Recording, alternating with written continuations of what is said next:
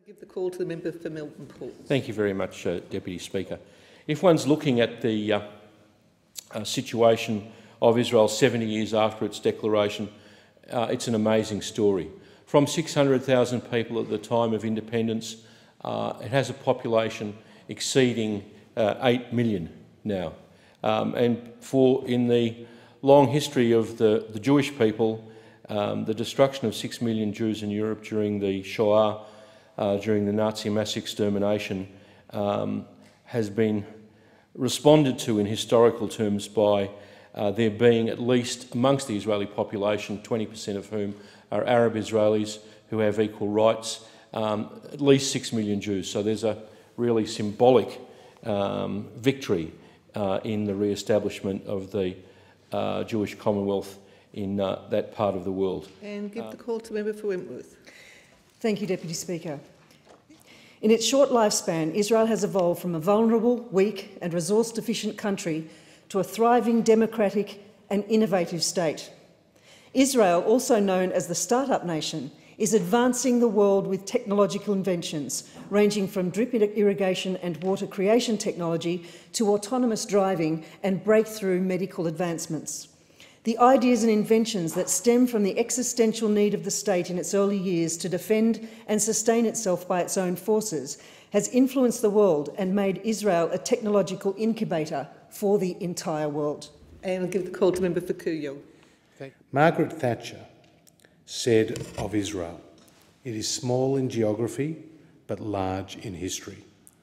But perhaps even more impressive than the achievements is the spirit of your people, she said. Pioneering, brave, resourceful, determined, an example of how indomitable will can overcome almost any problem. That is the view of one of the world's great stateswomen about Israel, and it's a view that has been shared by Winston Churchill and more recently by others. Shimon Peres told John Howard that Australia is a beloved country in Israel, and so it is true that Australians admire Israel and Israel admire Australians.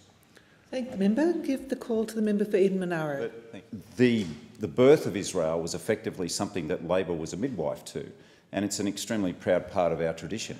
Doc Evatt, Clive Evatt, was the chairman of the ad hoc committee that actively, vigorously and successfully steered through that committee the support for the partition resolution, the partition plan, to create the original two-state concept, which we should have actually had back in 1947 had Israel's neighbours accepted it at that time.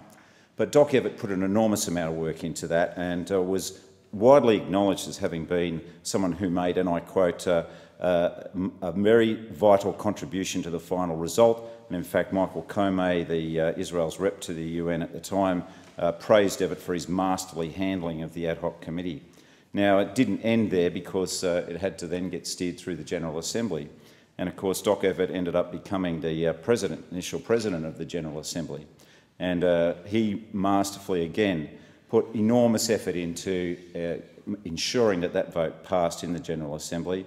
And of course, Australia was one of the very first countries to vote in favour of it, and is well remembered in Israel for that purpose. Now, I thank the member and give the call to the member for Oxley. Thank you. There is no doubt now that Israel is a progressive and forward-thinking state, and our two countries share not only many of the same values but also a close bond. We've always had warm relations with strong economic ties due to the close people-to-people links in our commercial relationship for many decades. The trade between our two nations, as we've heard today from the member for Wentworth, is about $1.2 billion, and we continue to explore partnerships to strengthen our economic ties to this day. We cooperate internationally with Israel in many fields, including international development assistance. Importantly, this includes Australia's international development assistance in Gaza and the West Bank, which supports human development, institution building and economic growth, which is so important for peace in that region. I call the member for Macarthur. And it's of vital importance that we continue to foster economic ties with Israel, which is a rapidly developing country, with wonderful new startup occurring almost every minute. We are as strong as we are united, and as weak as we're divided, and we are united with Israel. And the member for O'Connor has the call. Looking on the achievements of the State of Israel, they are many and enormous. They are a shining light for democracy and freedom in the Middle East.